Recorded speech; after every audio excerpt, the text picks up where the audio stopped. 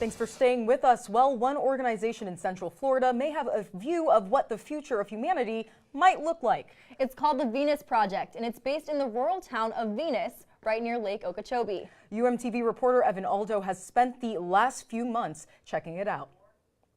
He joins us now live in the studio. So, Evan, what does the city of the future look like? Hi guys. Well, the Venus Project is definitely an organization that is like no other. It has been around for more than 40 years and it proposes a society without money, politicians, police, or even laws. The idea is that all resources will be provided to people using automation and computers. Now, is this even possible? Well, its founders claim that it's technically possible for this society to be created in 10 years if humanity really focuses on it. Out in the small rural town of Venus, Florida, near Lake Okeechobee, you will not expect to find much more than dirt roads and farmland. But one organization in Venus has created a proposal for the future of society. Computer system of the entire city. The Venus Project is a 20-acre area with models and prototypes of future cities that feature circular homes, automated machines, and cities in the sea. Roxanne Meadows is the co-founder, and she's been involved in this project for over 40 years. Her main goal is to eliminate politics, poverty, and war. We really need to declare all Earth's resources as the common heritage of all the world's people. The main goals of the Venus Project? To get rid of all money and start from the ground up, creating a system that has never been tried before using automation. We need an entirely new direction, and it won't come about within the monetary system. Well, this is not fascism, this isn't socialism, this isn't communism. It's a very different system. Socialism is for the working class, but we're automating. We don't want to put people in factories and have them toil.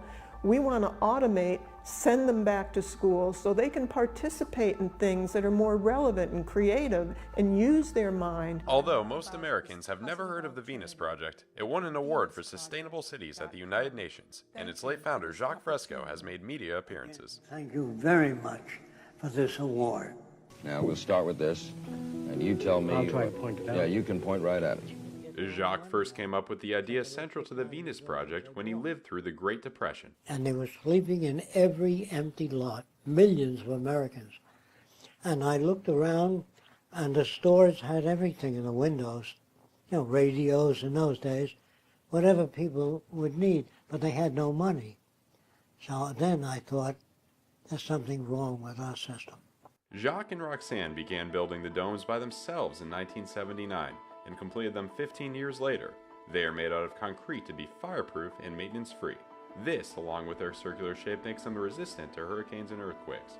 Over the years, the Venus Project has been funded and supported by thousands of volunteers all over the world. We have a video team, we have the marketing team, we have a data-driven team, we have the web development team, we have a land acquisition team. Roxanne gives a tour of the facility every Saturday, and this week Max Gorski came all the way from Russia to see it. Beautiful. It's amazing.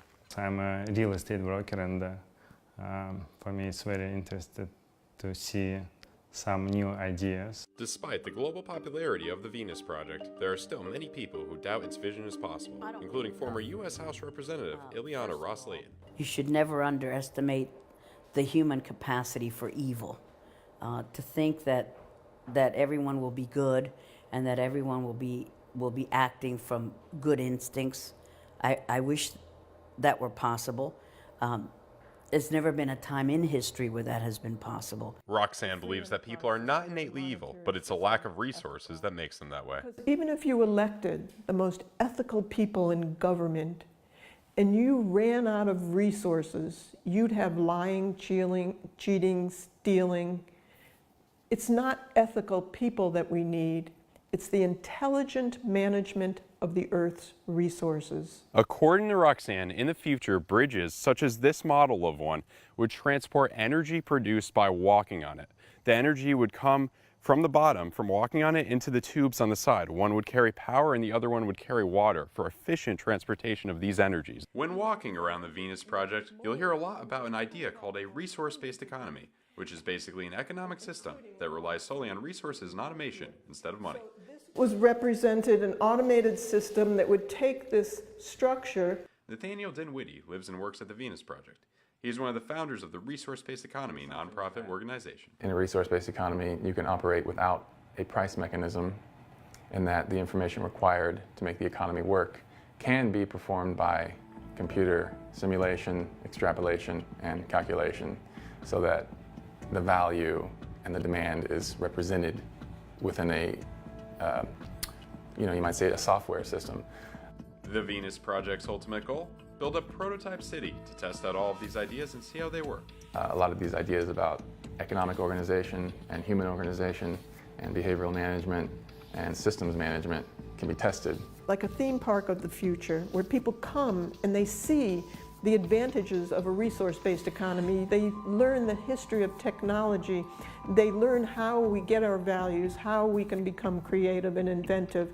And we show them a fantastic, positive alternative for the future. It is currently unknown when the city will be built or how much it will cost, but the Venus Project hopes to raise $1 million towards it in 2019. A lot of people say, well, when are you going to put in a resource-based economy? And I always say, look, I've been working at it for 41 years. I have put all my money toward this. I am still working at it 12 hours a day. It depends on what you do after you learn about this. The Venus Project organizers say they hope to complete the blueprints for this futuristic society within the next 2 years. They also hope to start building the first city shortly after that. And they hope to fully implement a resource-based economy within the next 200 years. If you would like to learn more or get involved, you can visit thevenusproject.com. Well, Evan, I can definitely see that this is a pretty innovative concept. Yeah. Pretty wild. I can't believe it's right here in Florida, It's too. amazing, and I think it's actually going to happen. You got to believe it. How do you think this would actually play out? Do you see this happening? I mean, anything could happen. Look, people never can predict the future, so I think it could actually happen. Maybe in the next 50 years. Who knows what could happen. Okay. Still ahead on News Vision.